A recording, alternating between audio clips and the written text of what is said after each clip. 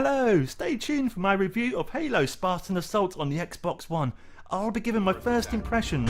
Also, I'll be commenting on the weaponry, level styles, the history behind the game that made it what it is today, and the controversial credit system.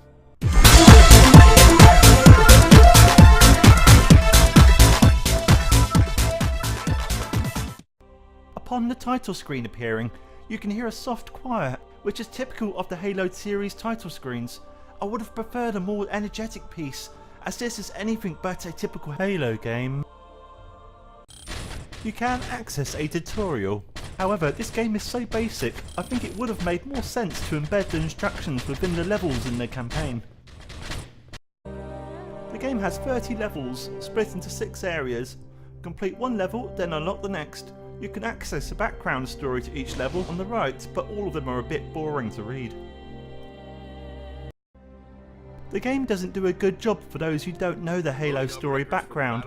From the text that accompanies the first 5 stages and the first cutscene, all you can gather is that the Covenant, the aliens, broke a ceasefire and are attempting to capture what's known as the Alpha base on the moon, and the Spartan heroes Davis and Palmer, who he was supposed to be, are attempting to get there to warn them.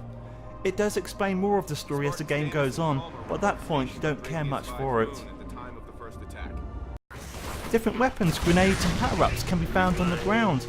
Weapons and grenades can also be found by enemy drops and ammunition boxes. You can only have 2 guns in the game at one given time.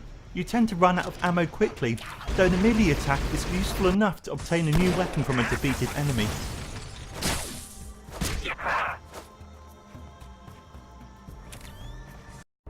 Though there is a range of different weapons you can get, unfortunately there isn't anything original about any of them. What you'll find is, as long as it provides rapid fire, you're happy.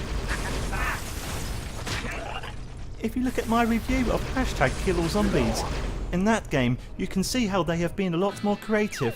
There is nothing like this in Halo Spartan Assault. It's the same story with grenades. Even though there is supposed to be a range of grenades you can get, you'll never care much for the variety on offer. You can also use power-ups that recharge after each use. These offer different abilities.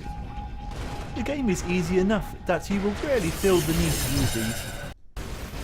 The levels themselves offer a variety of scenarios on various terrains. It might give you a criteria of what you need to destroy.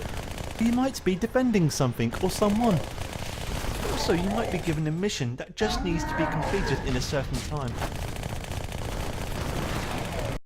You can get vehicles and turrets that you either start with or steal from your enemies, but these are way overpowered and do make the game too easy. Before the start of each level, it provides you with a power-up screen.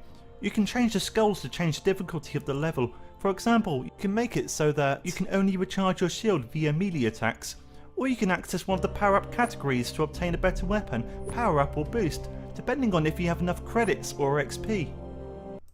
Purchasing certain things can be expensive. For example, I am buying a rocket launcher for 2000 XP. I had to complete 12 out of 30 levels before I had enough for this, and you can only use it once per level.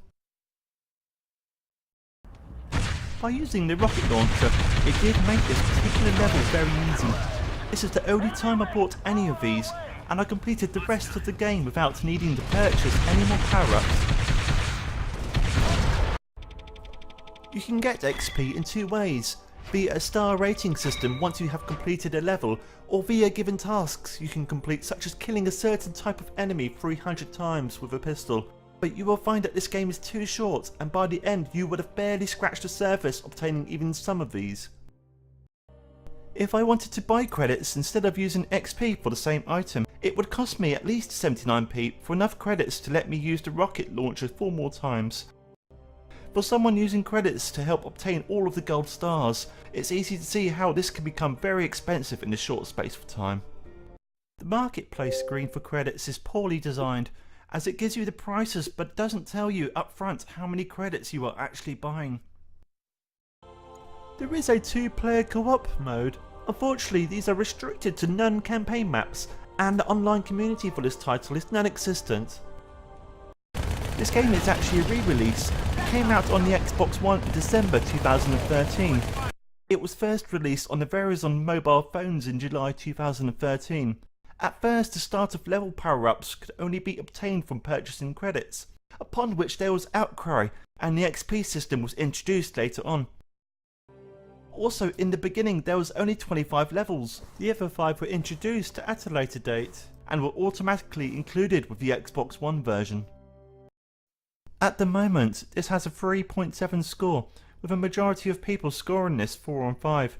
It's a fun and easy game to play, but it's over too quickly, where the difficulty never really changes, and all the levels last between 2 and 10 minutes. Also, it has too many redundant aspects, such as power-ups, the credit component, the star system, just to name a few.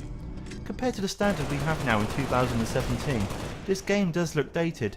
However, for $3.99 the price is right. It's an okay game, but does play and feel like it was created just to cash in on the brand. Overall, I would give this a 3. It's a bit of fun and you get what you paid for. And that's the end of my review of Halo Spartan Assault. I hope you enjoyed it. Please feel free to leave any comments and subscribe to my channel by pressing the button below.